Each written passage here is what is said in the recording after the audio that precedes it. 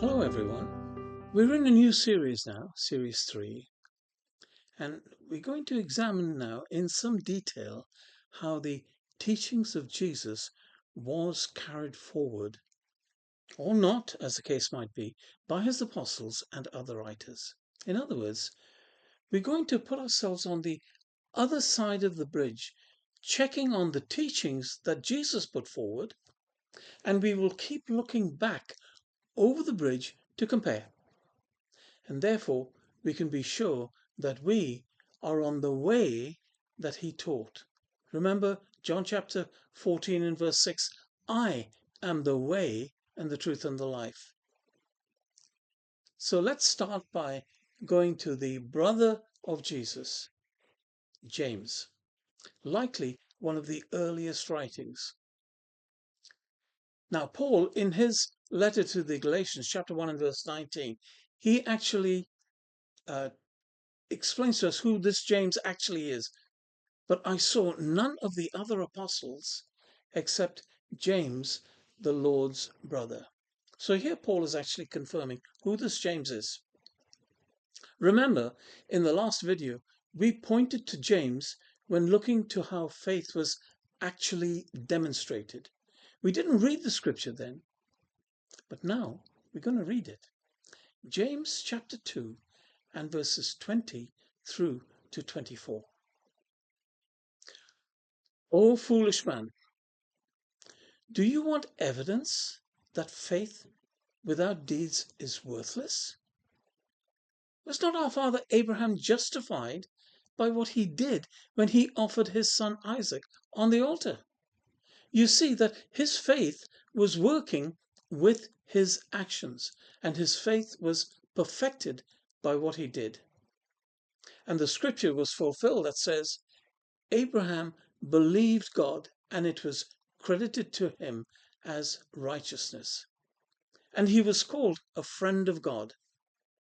As you can see, a man is justified by deeds and not by faith alone.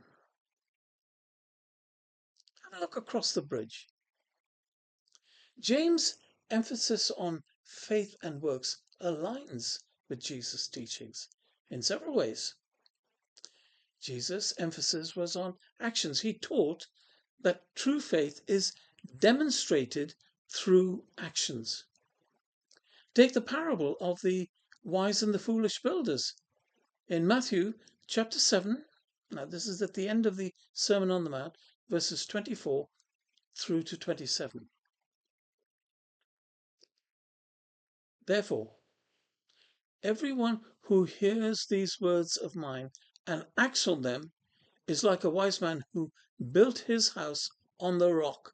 The rain fell, the torrents raged, and the winds blew and beat against that house. Yet it did not fall, because its foundation was on the rock. But everyone who hears these words of mine and does not act on them is like a foolish man who built his house on sand. The rain fell, the torrents raged, and the winds blew and beat against the house. And it fell, and great was its collapse. Another thing Jesus focused on was the importance of love and obedience. Jesus stressed the importance of loving God and others when obeying his commandments. They are not just ritual acts that we perform. They have to be encased in love. Matthew 22 and verses 37 through to 40. Let's just remind ourselves of what Jesus said. Jesus declared, love the Lord your God with all your heart and with all your soul and with all your mind. This is the first and greatest commandment. And the second is like it. Love your neighbor as yourself. All the law and the prophets hang on these two commandments. Just reflect on verse 37 for a moment. Notice the language. Love your God with all your heart and with all your soul and with all your mind. Is it not the language that we find in the book of Deuteronomy and not in the other books of the Pentateuch? John 14 and verse 15, Jesus says, if you love me, you will keep my commandments. And how will you keep the commandments? In love. See, faith is not just a belief system. True faith produces action.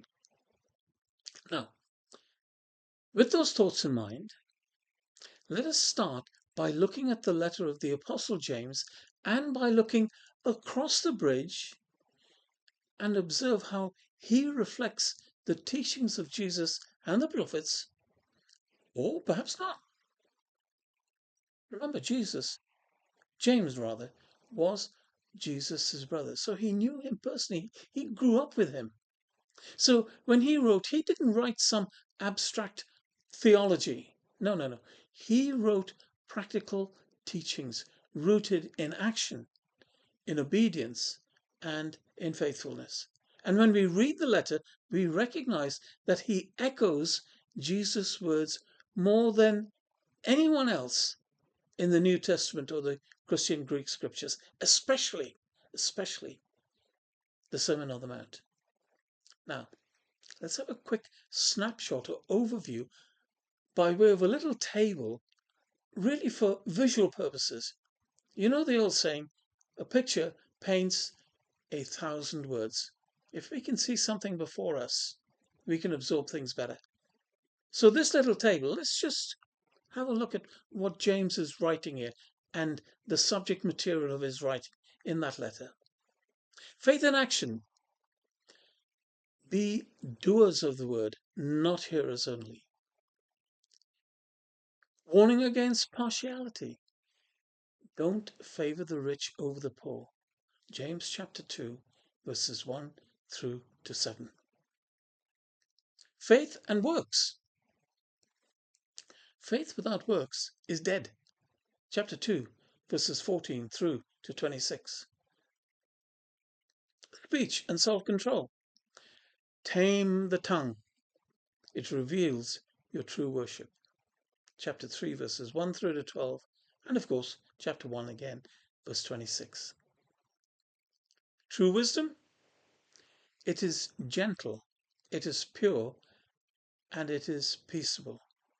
It's not envious or boastful.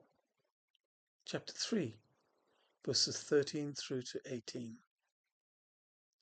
Warning to the rich. Hoarding wealth and oppressing the poor will bring judgment. Chapter 5, the first 6 verses. Endurance and prayer. Chapter 5, verses 7 through to 20. Wait patiently for the Lord and support one another. Now, having taken a good visual overview of the letter of James, let's do the same, but by way of comparison of the Sermon on the Mount with the book of Deuteronomy. Now, we've been down this road before, but this is a good refresher, and there's a reason for that. Deuteronomy and the Sermon on the Mount, Matthew chapter 5, 6 and 7. Jesus' moral teachings actually mirrors Deuteronomy's concern for what? The heart, not just the deed. Love and loyalty to God. Justice for the poor and the weak. And blessing and cursing language. Obedience leads to a blessing, life. Disobedience leads to ruin. Let's just check that out by way of the little table. Deuteronomy. You shall love the Lord your God. Deuteronomy 6 and verse 5. Jesus in the Sermon on the Mount. Matthew 5 and verses 8. Blessed are the pure in heart, for they shall see God. See the connection? Thou shalt not murder. Deuteronomy 5 verse 17. Anyone who is angry will be liable to judgment. Matthew 5:21 and 22. See the connection and the extension. You shall not commit adultery. Deuteronomy 5 verse 18. Everyone who looks with lust has already committed adultery. Matthew 5 verse 28.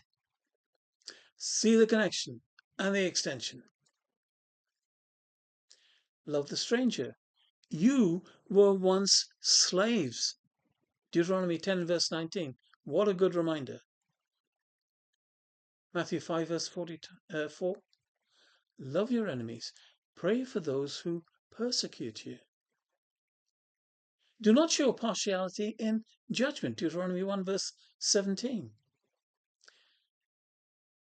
Matthew 7 verses 1 and 2. Do not judge. Do not judge. With the judgment you use, it will be measured back to you.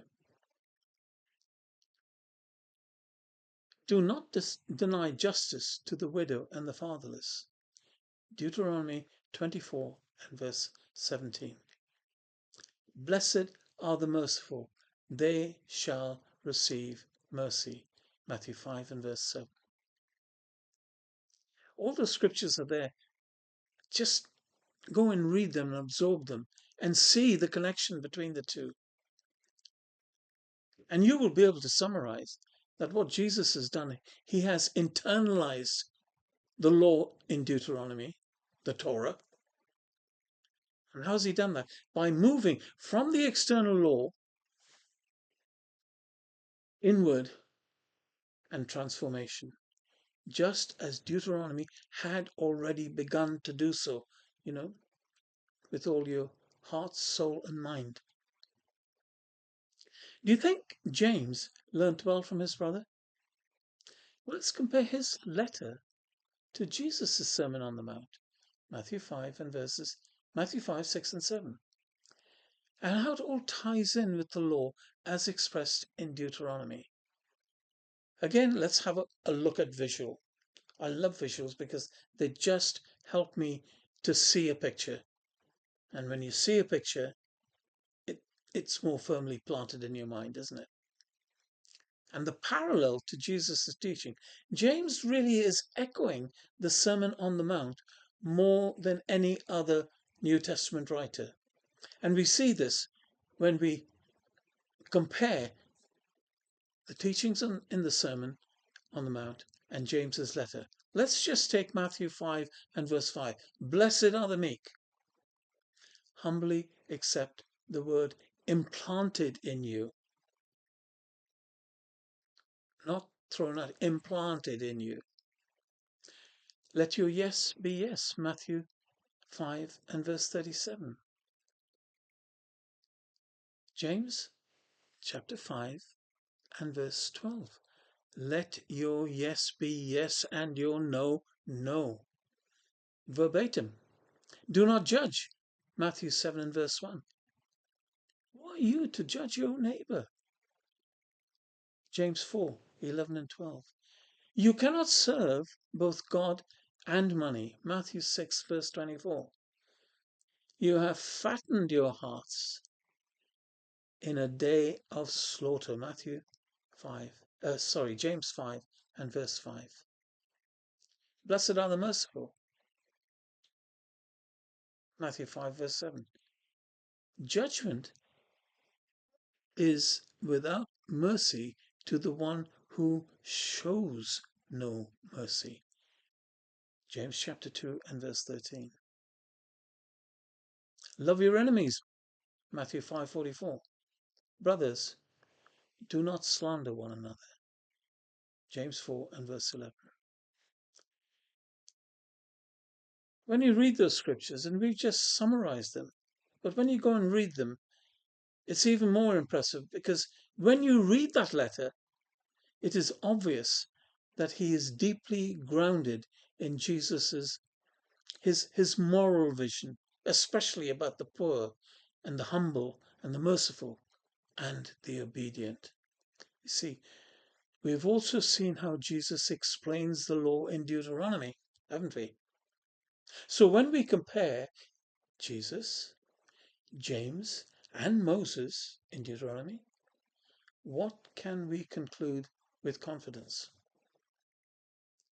Well, Jesus has explained the law given to Moses, recorded in Deuteronomy, and James in his letter follows the teachings of his brother Jesus. Those three are in accord with each other. Well, what about the other writers in the New Testament or the Christian Greek scriptures? Well, what we're going to do in the next video is we're going to examine the earliest writings of Paul in his letter to the Thessalonians, the first letter, because that is the earliest of Paul's writings, First Thessalonians. And we're going to compare it with James's and Jesus's. And we're going to see, in particular, of course, Jesus' Sermon on the Mount. And we're going to see the comparison. And so we will be able to make a judgment between James and the Sermon on the Mount, Jesus' Sermon on the Mount. And then we'll be able to make a comparison between First Thessalonians and the Sermon on the Mount. And so we'll be able to build up a structure in our own minds as to how the apostles and the other writers were carrying forward Jesus' teachings over the bridge and into our era now. So look forward to the next one. First Thessalonians is the letter we're going to look at and compare it with the Sermon on the Mount. So until then, thank you very much indeed, and see you next time.